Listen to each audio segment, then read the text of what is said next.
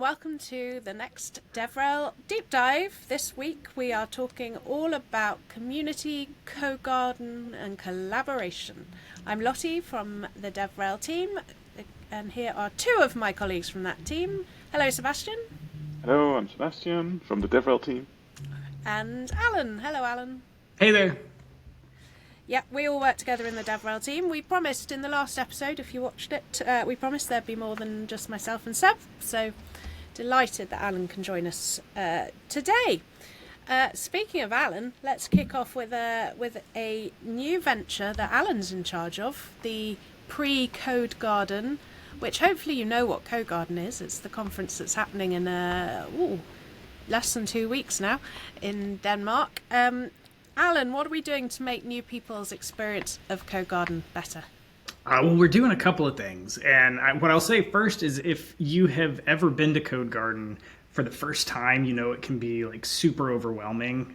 You're flying in a lot of times from other countries, so there's a lot of like travel and logistics. And then when you get on site, it's overwhelming, but it's also magical at the same time, right? So what we have is a program called uBuddy that you can sign up for when you buy a ticket to CodeGarden, when you register to come out. And we're going to have an online friend making session. It's an orientation. It's like a crash course in, all the logistics, a little bit of CodeGarden lore, which will be fun to let folks in on all the history and the stories that they'll hear about when they're there at CodeGarden. Along with some local tips for how to navigate once you get on site, at the Copenhagen airport, for instance, or when you get, in town to Odense, or when you get to the venue itself. A lot of different moving parts to CodeGarden, and there's a lot of people, and it's just, like I said, a lot of fun, but it's kind of overwhelming, especially if it's your first time there. So we're trying to smooth that process for a little bit, smooth that process for people a little bit. And the other thing that we're doing in this session is we're going to pair folks up so that they can have kind of friends that they look for when they get on site and kind of celebrate together and say, hey, I saw you in the orientation session. So how was your travel? Hence the name uBuddy. That's right. Yep. So it should be a lot of fun. Seb's going to share his screen as he I can. Oh, yeah. Sorry, Alan, I interrupted. No, that's right. We have a meetup page where you can sign up. Links will be in the show notes below this video. Currently, 18 people signed up. Someone signed up who is not technically a first timer. Actually, probably been there more than me. I think that's okay too. If there are folks who are CodeGarden veterans, will say, it's nice if those folks want to drop in and, maybe they can share some expertise as well. I know folks will have a lot of questions in the session. I know I had a lot of questions because my first CodeGarden was just a few years ago. So it's always helpful if folks who've kind of been there, who know the ropes, can kind of weigh in as well. So that's helpful. I'd say the more the merrier. Sure. Cool. Definitely, and we're gonna give it a go. We think it's worth trying. It doesn't cost any money to attend. You don't even have to leave your office. It's all happening online, and hopefully we can, as you say, Alan, smooth the process for some people, especially who haven't been there for the first time. So we're looking forward to seeing what comes of this. Excellent. So that's initiative number 1 that we wanted to talk about. We have we've run a hackathon at CodeGarden for the last couple of years, which has been very successful. But what we've been realizing is the more prep you put into a hackathon, the better the end result, the more focused people can be when they're actually in that space. And we don't have all day at CodeGarden for hacking. So we're going to try and be a little bit prepared for the hackathon this year. Over to you, Seb. Okay. Yes, we've done a brainstorm session before hackathons once before this year for the Umbraco Spa conference, and that turned out very well indeed. Actually, people came with their ideas, found more uBuddies to work together with during the actual hackathon session. yeah, as you said, the session is only a few hours this year. So instead of sitting there for an hour figuring out what you're gonna do, let's do this ahead of time. Toss around some ideas, ask questions, plan what you're gonna be doing. We've got 20 people joining us already. Niels Lungse from the HQ is joining us as well because he's very interested in what people want to do with Umbraco. So yeah, please do join us. Even if you're not coming to CodeGarden, if you have ideas, this is the best part, right? Outsourcing your ideas to other people and hoping they get done at a hackathon. It's just made me think maybe we should be having these sessions once a month, just for people to share their collaboration ideas. That's not a bad idea, actually. And work asynchronously on them. And maybe because the tricky thing when you're not together at an event to hack together is finding collaborators. I think. Yeah. If people know each other, then yes, they're going to work out they want to work together. But quite often what we hear is people really want to do things, they just don't know what, and they don't know where to spend their energy. So yeah, there's a new plan. DevRel team. Sounds like an idea. So when you're watching this video, it will be the next Wednesday. So we're publishing this on Tuesday, so it'll be tomorrow. That will be the uBuddy session, and the CodeGarden brainstorm session is the day after tomorrow, which is Thursday. If you're watching this later, then dates may change. but maybe keep your eye out for monthly things that we do that I'm now committing us to. Cool. Yeah, the Friday morning, it's a nice way to recover from the Thursday night at CodeGarden. You will need your laptop if you're at CodeGarden and you want to engage in the hackathon, or you could just be pair program and go and sit next to someone. Pro tip, bring your power adapters. Oh, yeah. Yeah, that's very true. Or what I hear is use Macs, and they never need charging because they're perfect. You know, got a nuclear battery. Mac users tell me. So those are the two events that we are trialing for the first time this year, for online virtual events before CodeGarden.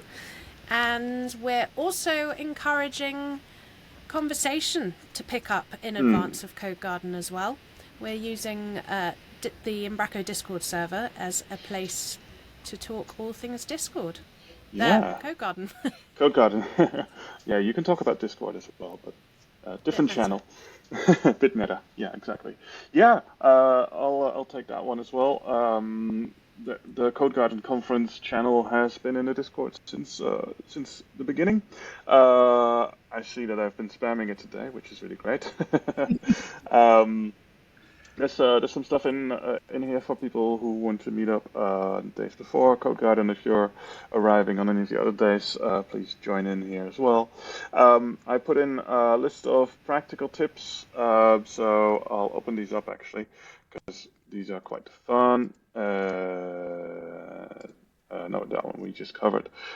So official CodeGarden practical information, where are we at, where do you park, and all of that. We'll get to the map in a minute. Joe Glombeck has made a packing list, which is really cool, because you can actually check off things, so you can be sure that you actually take your shorts with you, or your flip-flops. It's a really good, years of CodeGarden experience and forgetting things has been added to this list. Do you know what the weather will be like? Well, I've heard rumors of sunny and warm, so that sounds good to me. But it's the Danish weather, so you will really not know until like the last hour if if it's gonna be sunny or not. And then we have Jen Wolke, is that how you pronounce it? Also coming with a blog post. Bring comfy shoes is a really good tip, because there's a bit of walking involved at the venue and to and from the venue as well. The big change this year for the Umbraco event app, the Spot Me app, the what's it called? Event app. is that the chat has been disabled, and we're encouraging everybody to join the Discord to talk to each other instead of in the Umbraco app. When you join Discord for the first time, our Discord server for the first time, you will get a question. It's my first time. I've been before joining you online, which then leads to your profile to have a special badge on it. So for the first timers, it will be first timers at Codegarden 2025 online, Codegarden 2025 online. So that's a little bit of fun, and that also means I can spam you all more because I've just sent a notification to all the first timers in this message. But it's good to have these people, and if they're a first timer, please say hi to them, and we're friendly, so just be friendly to each other.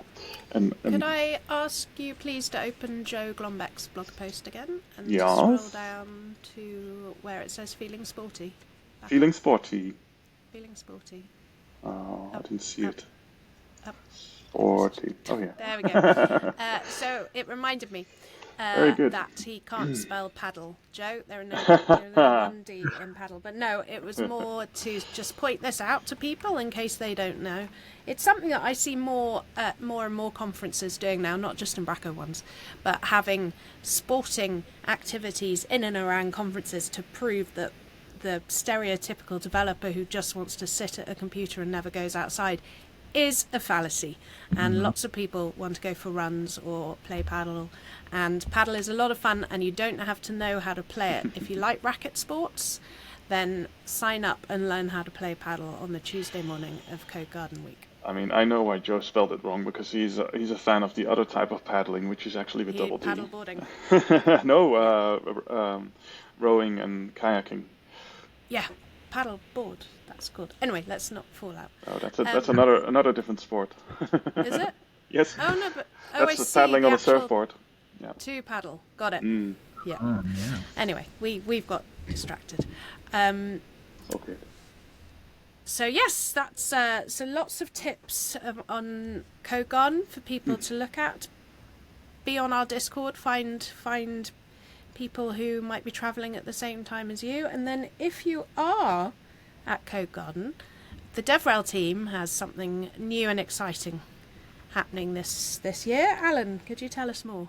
I sure can. I'm so excited about this. So we have this special designated area at the Codegarden venue, which you can see here on your screen. It's called the DevRel Den, and we're going to be there. There's going to be somebody there pretty much the whole time. We're going to be rotating in and out.